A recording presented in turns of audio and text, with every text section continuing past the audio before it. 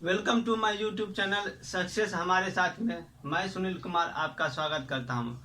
आज टॉपिक लेकर आया हूं लॉर्ड लिटन, जो 1876 से 1880 तक इसका कार्यकाल रहा है।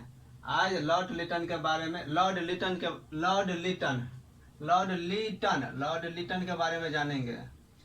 तो लॉर्ड लिटन के समय में क्या क्या कार्य हुआ था, जो इम्पोर्टेंट पॉइंट है एग्जाम के व्यू से, ऑल एग्जाम उसके पॉइंट ऑफ व्यू से लेकर आया हूँ। वह सुधार विरोधी, प्रतिक्रियावादी, दमनकारी, साम्राज्यवादी गवर्नर जनरल था। लॉर्ड लिटन था वह एक सुधार विरोधी, प्रतिक्रियावादी, दमनकारी, साम्राज्यवादी गवर्नर जनरल था। राजकीय उपाधि अधिनियम 1876 पारित किया गया और महारानी विक्टोरिया को कैसर हिंद की उपाधि दिया गया था। जो 1877 में दिल्ली दरबार लगा था, उस समय भयंकर अकाल पड़ी थी लॉर्ड लिटन के समय में। उसी समय में क्या जो इंग्लैंड के महारानी थी विक्टोरिया, वो भारत आई थी, भारत का दौरा किया था। उस समय उसको कैसर हिंद की उपाधि से विभूषित किया गया था। 1 जनवरी 1870 ईस्वी को दिल्ली में एक वैभवशाली दरबार का आयोजन किया गया, जिसमें राजाओं तथा जनता के सामने इस उपाधि की घोषणा की गई। दुर्भाग्यवश भारत में उस समय अकाल पड़ा हुआ था, लेकिन उसके बावजूद भी भव्य समारोह आयोजन पर करोड़ों रुपया खर्च किया गया। अब देखिए, पराया तो पराया ही होता है, अपना अपना ही होता है, तो कैसे नहीं करेंगे।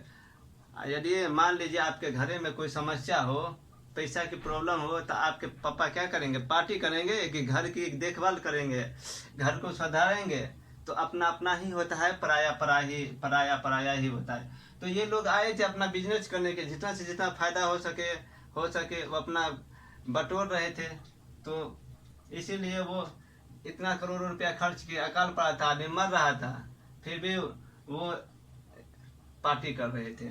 कोई उसका क्या कहते, कोई वजूद नहीं था, कि इंसानियत नहीं था, कि जनता भूखे मर रहे हैं, यहाँ पे हम करोड़ों खर्च रहे थे। इसलिए पराया ही होता है, अपना अपना ही होता है।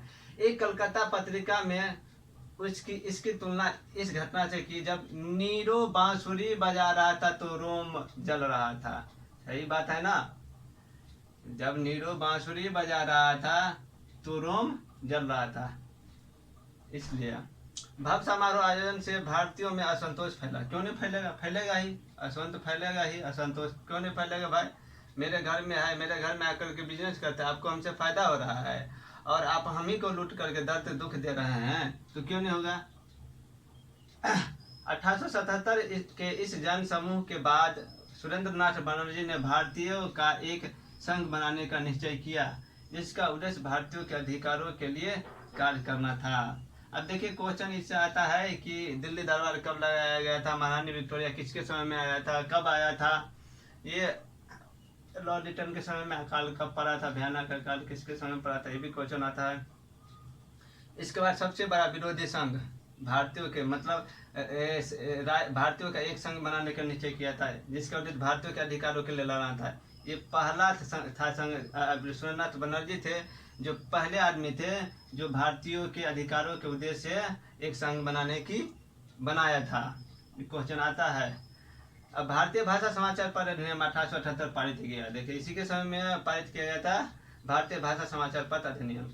यह अधिनियम किसी भारतीय भाषा के समाचार पत्र के प्रकाशक को, निर्णायक को आज्ञा दे सकता था कि यदि अंग्रेजों के विरोध में कोई ऐसा लेख प्रकाशित न करे जिससे असंतोष फैले। क्यों नहीं करेगा भाई? आप गलती कीजिएगा तो आपके बारे में क्यों नहीं छापेंगे कि आप ऐसा कर रहे हैं? लोग, जनता को जानना जरूरी है ना, जान सकते, उसका अधिकार है। तो यही है, नहीं कहता है हड़प नीति नहीं थी लॉर्ड डलहौजी की, जबरदस्ती शासन करते थे मारपीट करके, वही वाला है। सरकार छापा खाना को जब्त कर सकती थी, प्रकाशित कर असंतोष फैले, ऐसा करने पर सरकार छापा खाना को जब्त कर सकती है। इस कानून को गैगिनीय एक्ट या मुंह बंद करने वाला एक्ट कानून कहा गया। गैगिनीय एक्ट या मुंह बंद करने वाला कानून कहा गया। लेकिन अंग्रेजी पत्रिका पर यह कानून लागू नहीं होता था। अंग्रेजी पत्रिका पर यह कानून नहीं लागू होता था, सिर्फ हिंदी पत्रिका पर ही, क्योंकि यहाँ पे हिंदी भाषा जानने वाले कौन रहते, उसका विरोध कौन करेगा? इंग्लिश जानते नहीं थे यहाँ के लोग, इसलिए हिंदी पत्रिका पर यह लागू किया था। S.N. बनर्जी ने इसे आकाश से वज्रपात की संज्ञा दी गई। सुरेंद्र नाथ बनर्जी ने इसे आकाश से वज्रपात की संज्ञा दी गई। इस अधिनियम मुख्य रूप से अमृत बाजार पत्रिका बंगाली भाषा में थी को निशाना बनाकर लागू किया गया था। ये भी पूछ सकता है किसको निशाना, तो अमृत बाजार पत्रिका बंगाली भाषा में निशाना बनाकर लागू किया गया था। लेकिन रातों रात यह समाचार पत्र को अंग्रेजी में परिवर्तित कर लिया गया, अंग्रेजी में छाप दिया गया, जिससे यह अधिनियम की पकड़ से बच गया। अब बताइए जिसके अब माजे राख नहीं कहता है, राखो सैया एगो कहावत नहीं, मार सके ना कोई, तो वही वाला पैर है, बचाने वाला ऊपर वाला है, तो नीचे वाला क्या कर सकता है। ओम प्रकाश समाचार पत्र और उसके छापे खाने को जब्त कर लिया गया। देखिए अमृत बाजार पत्रिका तो बच गया, लेकिन सोम प्रकाश समाचार पत्र और उसके छापे खाने को जब्त कर पकड़ा गया। भारतीय सशस्त्र अधिनियम 1878, लॉर्ड लिटन के समय में भारतीय सशस्त्र अधिनियम 1878 पारित हुआ था। इसका प्रावधान था कि बिना लाइसेंस के हथियार नहीं रख सकते थे। हथियारों को खरीदने के लिए आपको लाइसेंस लेना पड़ेगा। बेचने पर प्रतिबंध लगा दिया गया, उसके लिए भी आपको लाइसेंस लेना पड़ेगा। इस अधिनियम को तोड़ने पर आपको 3 वर्ष की सजा या जेल अथवा दोनों, जुर्माना अथवा दोनों हो सकता था। 3 वर्ष की जेल, जुर्माना अथवा दोनों भी हो सकता था। हथियार को छुपाने की दशा में 7 वर्ष की जेल, यदि आप उसको छुपाते हैं कि और यदि पकड़ा जाते हैं छुपाने पर, तो आपको 7 वर्ष की जेल, जुर्माना अथवा दोनों हो सकता था। अवैधानिक जनपद सेवा 1833 के चार्टर अधिनियम के अनुसार भारत में बिना किसी भेदभाव के योग्यता के आधार पर दिए जाने का प्रावधान रखा गया। अब बिना भेद मतलब जैसे है ना, उच्च वर्ग निम्न वर्ग, उच्च वर्ग को ब्राह्मण के रूप में देखा जाता है, उससे वर्ग को राजपूत क्षत्रिय जैसे होता था ना, उसी प्रकार से जो नीचे जाति को उसको ऊपर नहीं आने देता था। तो बिना भेद पर मतलब योग्यता के आधार पर, जो पढ़े लिखे हैं बुद्धिमान है उसके आधार पर प्रावधान जाने लगा। 1853 से लंदन में एक कंपनी में ऊंचे पदों पर नियुक्ति के लिए प्रतियोगिता परीक्षा आरंभ होगी। अब आप कोई भी कहीं पे नौकरी करे, जॉब के लिए जाइएगा, तो आपके लिए योग्यता होगा, न कि आपकी जाति। आप अपना जितना पढ़े लिखे हैं आप एग्जाम क्रैश कीजिए और आप नौकरी कीजिए, नौकरी में जाइए, आगे बढ़िए। 1864 में प्रथम भारतीय व्यक्ति सत्येंद्र नाथ टैगोर को भारतीय जनपद सेवा में भर्ती होने का मौका मिला था। पहली बार सत्येंद्र नाथ टैगोर ने भारतीय जनपद सेवा में भर्ती होने का मौका मिला था। और 1862 से 1875 ईस्वी तक केवल 50 भारतीयों ने भारतीय जनपद सेवा की परीक्षा दी, जिसमें 10 ही सफल हुए थे।